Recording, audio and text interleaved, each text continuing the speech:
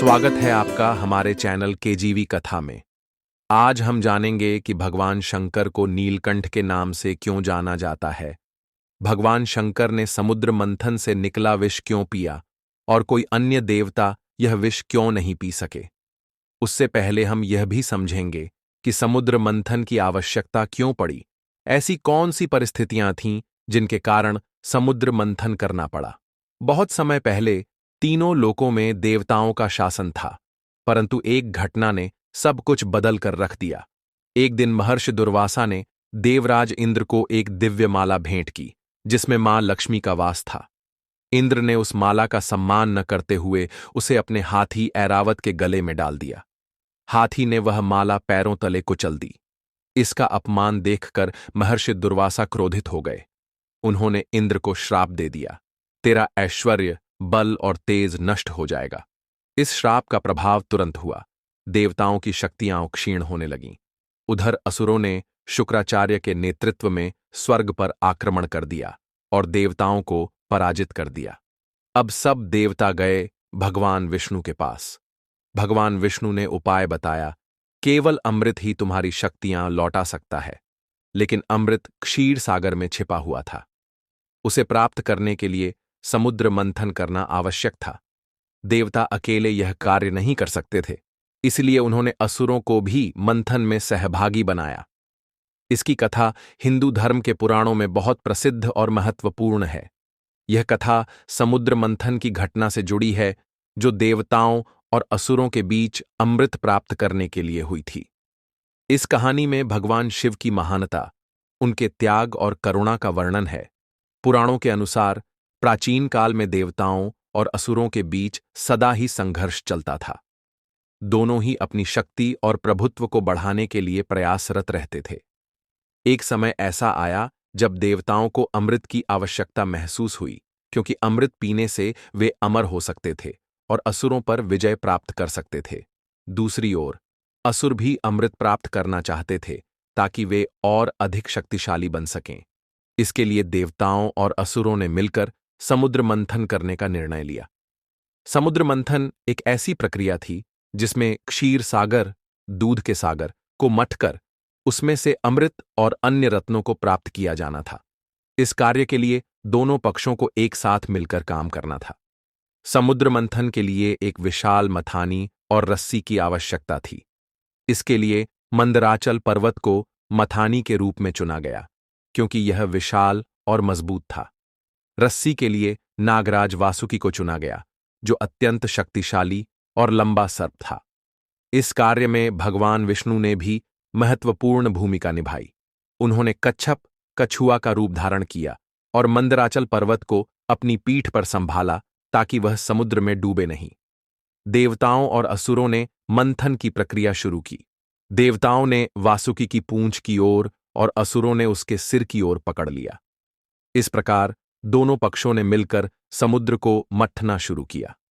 मंथन की प्रक्रिया अत्यंत कठिन थी, क्योंकि मंदराचल पर्वत बहुत भारी था और समुद्र की गहराइयों में हलचल मच रही थी।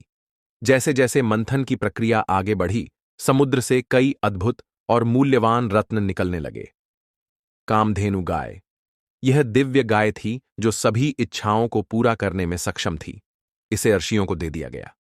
घोड़ा, यह एक श्वेत अश्व था जो असाधारण गति और शक्ति का प्रतीक था। इसे राजा बलि ने लिया। ऐरावत हाथी, यह 4 दांतों वाला विशाल हाथी था जिसे इंद्र ने अपने लिए लिया। कल्प वृक्ष, यह एक ऐसा वृक्ष था जो हर इच्छा पूरी करता था। इसे देवताओं ने स्वर्ग में स्थापित किया। लक्ष्मी जी, समृद्धि की देवी लक्ष्मी समुद्र से प्रकट हुईं और भगवान विष्णु की पत्नी बनी। अप्सराएं, रंभा, मेनका आदि अप्सराएं भी समुद्र मंथन से प्रकट हुईं और स्वर्ग में निवास करने लगीं। चंद्रमा, चंद्रमा भी समुद्र से निकला और भगवान शिव ने इसे अपने मस्तक पर धारण किया। पारिजात वृक्ष, यह सुगंधित और सुंदर वृक्ष स्वर्ग में स्थापित किया गया। वरुणी, यह मदिरा की देवी थी जिसे असुरों ने स्वीकार किया। इन रत्नों के प्रकट होने से देवता और असुर दोनों उत्साहित थे, लेकिन वे सभी अमृत की प्रतीक्षा कर रहे थे। मंथन की प्रक्रिया और तेज हो गई और समुद्र में उथल पुथल बढ़ने लगी। जैसे ही मंथन और गहरा हुआ, समुद्र से एक भयानक और घातक विष निकला, जिसे हलाहल या कालकूट विष कहा गया। यह विष इतना प्रबल था कि उसकी तीव्र गंध और गर्मी से तीनों लोक, स्वर्ग, पृथ्वी और पाताल में हाहाकार मच गया। यह विष इतना शक्तिशाली था कि यह समस्त सृष्टि को नष्ट करने की क्षमता रखता था। इसकी लपटों से पेड़ पौधे जलने लगे, जीव जंतु मरने लगे और देवता व असुर दोनों भयभीत हो गए। देवता और असुर इस विष से निपटने में असमर्थ थे। वे समझ नहीं पा रहे थे कि इस संकट से कैसे बचा जाए। विष की गर्मी और प्रभाव इतना भयावह था कि सभी प्राणी उससे प्रभावित होने लगे। स्थिति को नियंत्रित करने के लिए देवताओं ने भगवान विष्णु की शरण ली। भगवान विष्णु ने उन्हें सलाह दी कि इस संकट से केवल भगवान शिव ही रक्षा कर सकते हैं, क्योंकि वे महादेव हैं और सभी प्रकार की आपदाओं का नाश करने में सक्षम हैं। देवता और असुर भगवान शिव के पास कैलाश पर्वत पर पहुंचे और उनसे प्रार्थना की कि वे इस विश्व से सृष्टि की रक्षा करें। भगवान शिव, जो अपनी करुणा और दया के लिए जाने जाते हैं, तुरंत इस संकट को दूर करने के लिए तैयार हो गए। वे समुद्र मंथन के स्थान पर पहुंचे, जहां हलाहल विष चारों ओर तबाही मचा रहा था।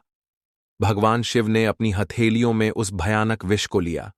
उन्होंने भगवान विष्णु का स्मरण किया और उस विष को पीने का निर्णय लिया। सभी देवता, असुर और अन्य प्राणी यह देखकर स्तब्ध रह गए। शिव ने उस विष को अपने कंठ में उतारा, लेकिन उसे पेट तक नहीं जाने दिया। उन्होंने अपने योगबल से उस विष को अपने गले में ही रोक लिया।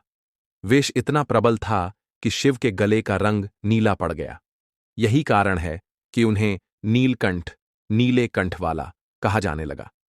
जब भगवान शिव विष पी रहे थे, तब माता पार्वती को यह चिंता सताने लगी कि कहीं यह विष उनके पति को हानि न पहुंचाए।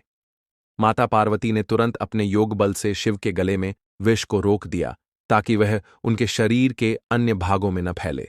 कुछ कथाओं के अनुसार माता पार्वती ने शिव का गला दबाया ताकि विष नीचे न जाए। इस प्रकार शिव और पार्वती दोनों की संयुक्त शक्ति ने इस विष को नियंत्रित किया। इस घटना ने भगवान शिव की महानता और उनके त्याग को और अधिक उजागर किया। हलाहल विष को भगवान शिव द्वारा ग्रहण करने के बाद समुद्र मंथन की प्रक्रिया पुनः शुरू हुई। अंततः समुद्र से एक स्वर्ण कलश में अमृत प्रकट हुआ। इसे धन्वंतरी, आयुर्वेद के देवता, ने अपने हाथों में धारण किया था। अमृत को देखकर असुरों में लालच जाग गया और वे इसे हड़पने के लिए आगे बढ़े।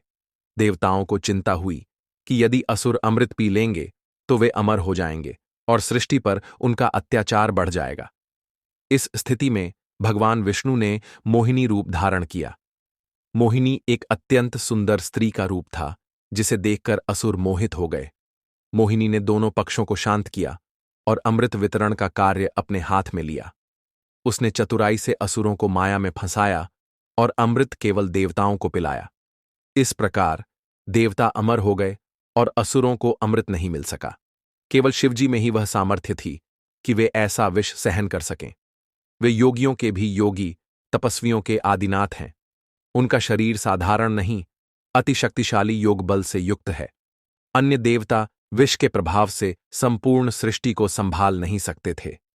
भगवान शिव ने अपने भीतर सृष्टि का संकट समा लिया और उसे बचा लिया। उन्होंने कोई अमृत नहीं मांगा, न ही किसी फल की कामना की। बस करुणा से सारा विष पी लिया बन गया। हिंदू धर्म में नीलकंठ का यह नाम भगवान शिव के उन गुणों को दर्शाता है जो उन्हें अन्य देवताओं से अलग करते हैं। वे न केवल सृष्टि के संहारक हैं, बल्कि रक्षक और पालनहार भी हैं।